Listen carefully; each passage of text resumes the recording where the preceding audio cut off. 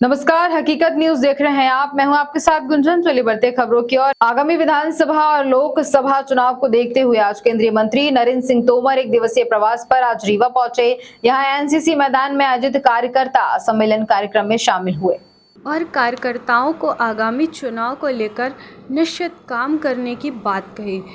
विंध्य से किसी नेता को प्रदेश स्तर पर कोई नेतृत्व न मिलने के सवाल पर कहा कि कांग्रेस सिर्फ कटाक्ष करती है, उनकी भी सरकार रही, प्रतिनिधित्व भी दिया होगा, लेकिन कितना काम किया उसका लेखा जोखा दें। उन्होंने कहा कि हमारी सरकार ने मंत्री रहे होंगे या अब नहीं होंगे, लेकिन जो भी यहाँ काम हुए भारतीय जनता पार्टी के समय हुए। उन्होंने मणिपुर घटना पर कहा कि अमित शाह 3 दिन वहीं रहे, कानून का राज है, सीबीआई जांच कर रही है, जो दोषी होगा उसे सज़ा मिलेगी। कांग्रेस का कोई गया नहीं, अब फोटो ज़रूर खिंचवाने पहुँचे हैं। जब आतंकवाद पर चर्चा होती है तो पाकिस्तान अलग खड़ा रहता है, पूरी दुनिया नरेंद्र मोदी के नाम खड़ी होती है।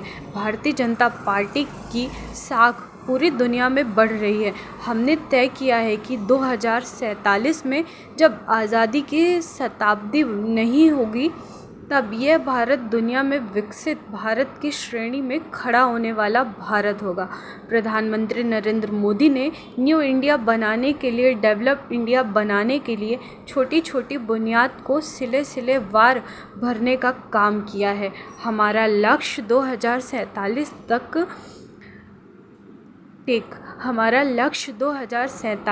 जब आए तो भारत माता परम वैभव के शिखर पर विराजमान हो।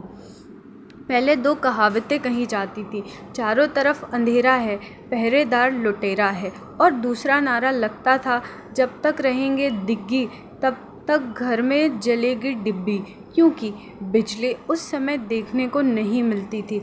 लेकिन आज 28,000 मेगावाट बिजली के उत्पादन वाला राज्य मध्य प्रदेश है। मध्य प्रदेश अब नंबर 1 टाइगर स्टेट के रूप में हो गया है। यह सही है कि विधानसभा चुनाव हमारे सामने चुनौती बनकर खड़ा है। अच्छा कार्यकर्ता वही होता है जो चुनौती को स्वीकार करे और उस पर विजय प्राप्त करने के लिए योजना में काम करे। पाकिस्तान की मदद करते थे। आज बदली हुई बयार है। जब आतंकवाद पर चर्चा होती है तो पाकिस्तान अलग खड़ा रहता है, पूरी दुनिया नरेंद्र मोदी के नेतृत्व में खड़ी रहती है। भारतीय जनता पार्टी की साख पूरी दुनिया में भी बढ़ रही है। 24 में लोकसभा का चुनाव आएगा। यह मैं इसलिए भी आप सब लोगों को कहना चाहता हूं, कुछ चीजें अभी काम की फिर भी बची होंगी, लेकिन चुनाव को सिर्फ काम से ही नहीं जोड़ना चाहिए। अभी आजादी के अमृत महोत्सव का वर्ष मनाया गया और उस समय नरेंद्र मोदी जी ने कहा था कि यह अमृत महोत्सव सिर्फ सांस्कृतिक कार्यक्रमों के लिए नहीं है। अमृत महोत्सव का यह वर्ष पुराने संकल्पों को पूरा करना और नए संकल्प लेकर आने वाले 25 सालों के लिए चलना, और इसलिए भारतीय जनता पार्टी और भारतीय जनता पार्टी की सरकार ने लक्ष्य तय किया है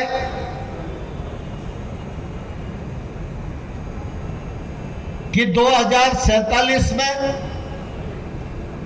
जब आजादी की शताब्दी मनाई जाएगी तब यह भारत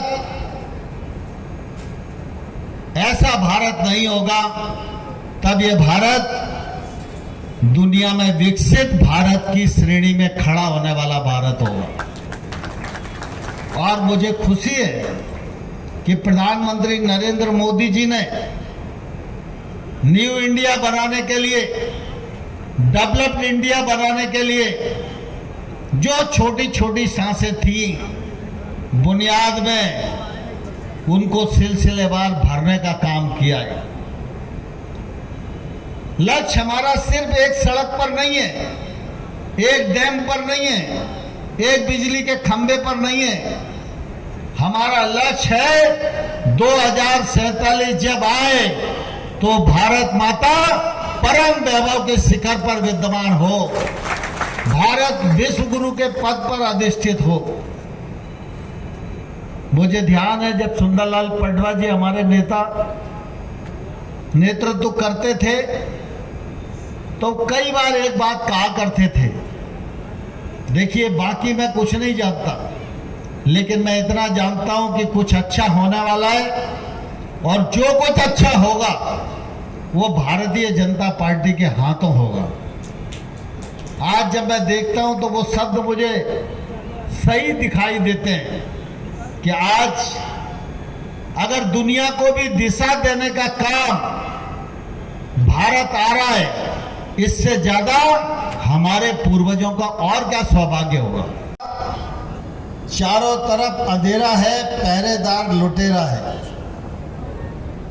और दूसरा नारा लगता था, जब तक रहेंगे दिग्गी तब तक घर में जलेगी डिब्बी, क्योंकि बिजली उस समय देखने को मिलती नहीं थी। लेकिन आज 28,000 मेगावाट बिजली के उत्पादन वाला राज्य मध्य प्रदेश है।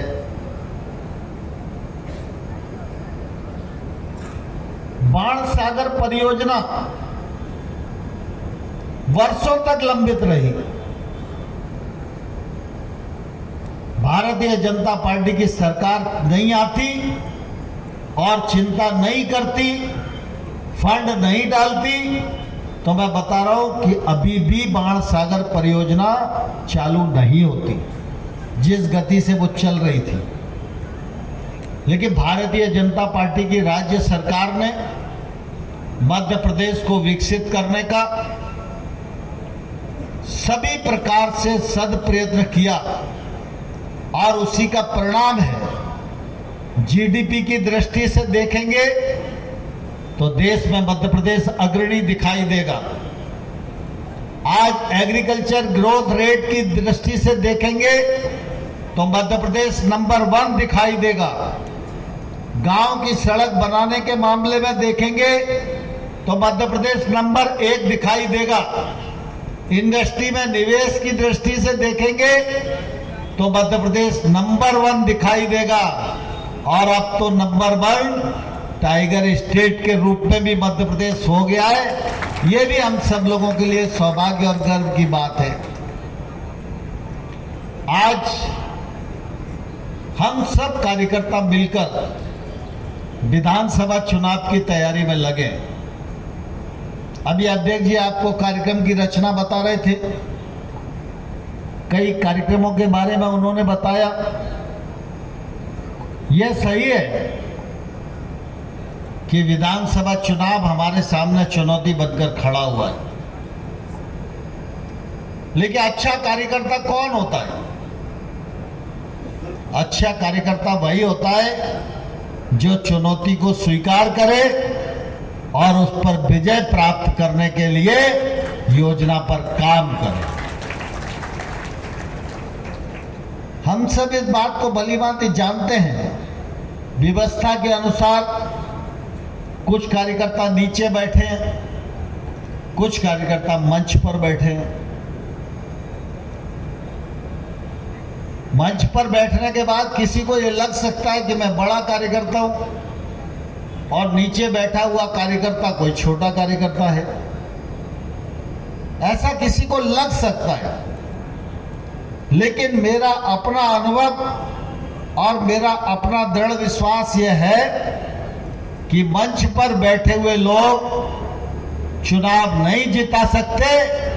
चुनाव जिताने की जिम्मेवारी और चुनाव जिताने का श्रेय अगर किसी को दिया जा सकता है तो नीचे बैठे हुए कार्यकर्ता को दिया जा सकता है। 2018 में सबसे ज़्यादा जो सीटें हैं वो विंध्याचल ने दी। रीवा में 8 की 8 सीटें बीजेपी को मिली, लेकिन प्रतिनिधित्व को लेकर एक संशय रहा और मंत्रिमंडल में जगह नहीं मिल पाई रीवा को। उसको लेकर कांग्रेस ने भी कटाक्ष किया कि विंध्य की उपेक्षा की गई।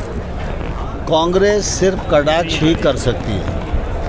मैं आपके माध्यम से कांग्रेस के लोगों से पूछना चाहता हूं कि आपकी भी सरकार रही और आपने बहुत प्रतिनिधित्व भी दिया होगा। रीवा में या रीवा क्षेत्र में आपने कौन कौन से काम किए उसका तो लेखा जोखा दो। मेरी सरकार में कोई मंत्री कल था, आज कोई मंत्री नहीं होगा, लेकिन मेरी सरकार तो लगातार विंध्य के विकास के लिए समर्पित है और मुझे इस बात का गौरव है कि विंध्य को आगे बढ़ाने में जो कुछ काम 2003 से हुआ है उससे विंध्य क्षेत्र में 4 चांद लगे। मणिपुर घटना को लेकर मणिपुर की घटना चुनाव में सांसदों को भी मौका दिया जाएगा। विधानसभा चुनाव में कौन प्रत्याशी होगा ये चुनाव समिति तय करेगी। आप संयोजक हैं प्रदेश के विधानसभा चुनाव के, तो क्या माने गुजरात पैटर्न पे चुनाव कराएंगे कि जो पुरानी अपनी परंपरा रही परंपरा के अनुकूल कराएंगे? जीत के लिए जो आवश्यक होगा उसको अपनाएं। अभी आपने अपने भाषण में पूर्व सरकारों को कोट किया, नेता जो पूर्व नेता प्रतिपक्ष है जैसे राहुल को भी आपने कोट किया कि उनके मंत्रीकाल में जो सड़कें होनी चाहिए वो सड़कें नहीं हो पाई। 3 के बाद अभी सड़कों का जाल बिछा विकास हुआ, क्या कहेंगे? एक स्वाभाविक बात है, आप तो रिकॉर्ड उठाकर देख लो। ग्रामीण सड़कों का मामला हो, जिला सड़कों का मामला हो, राज्य स्तर की सड़कों का मामला हो, चाहे नेशनल हाईवेज का मामला हो, जो कुछ काम हुआ है वो भारतीय जनता पार्टी की सरकार के समय में हुआ है। मणिपुर मामले को लेकर लगातार हमला कर रहा है। मणिपुर मामले को लेकर लगातार हमला कर रहा है। उनका कहना है कि पीएम मोदी जी दोषी है, इसमें कुछ उन्होंने कार्रवाई नहीं की। देखिए, दरअसल क्या है, विपक्ष के लोग इतने दिन हो गए मणिपुर की घटना को हुए। भारत सरकार के गृह मंत्री अमित शाह जी 3 दिन मणिपुर में रहे, लोगों से भी मिले, कानून व्यवस्था को भी देखा, सब कुछ देखा, और विपक्ष के नेता पूरे महीने में 1 दिन भी नहीं गए।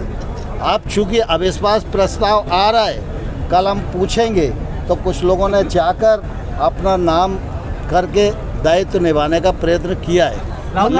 लेकिन मैं ये कहना चाहता हूँ कांग्रेस को कि कांग्रेस के कार्यकाल में जब उनके प्रधानमंत्री थे तब मणिपुर में घटना हुई थी और 700 लोग मारे गए थे। उस समय उन्होंने क्या किया था?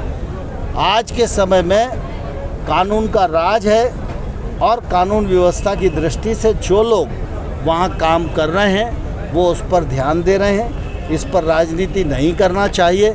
सीबीआई इंक्वायरी हो रही है, अगर कोई दोषी होगा तो सामने आएगा। एक आखिरी सवाल आप अभी कार्यकर्ताओं से संवाद कर रहे थे और आप खुद युवा मोर्चा से निकल के सामने आए। पिछले दिनों यहाँ एक नियुक्ति हुई है जिसमें जिन्हें युवा मोर्चा का अध्यक्ष बनाया गया वो दूसरे जिले के निवासी हैं। उनका वोटर आईडी और तमाम चीज़ें सोशल मीडिया पर वायरल हो रही। ऐसे में कार्यकर्ताओं पर क्या मैसेज जाएगा? दूसरे जिले से बुलाकर बना देना। देखिए, मुझे लगता है कि ऐसा नहीं होगा। मुझे मालूम नहीं है जो आप विषय कह रहे हैं। सामान्य तौर पर कोई व्यक्ति सतना में रहता था, वो अब रीवा में रहने लगे, तो अगर रीवा में उसने रहना शुरू कर दिया तो रीवा में पार्टी का काम करेगा।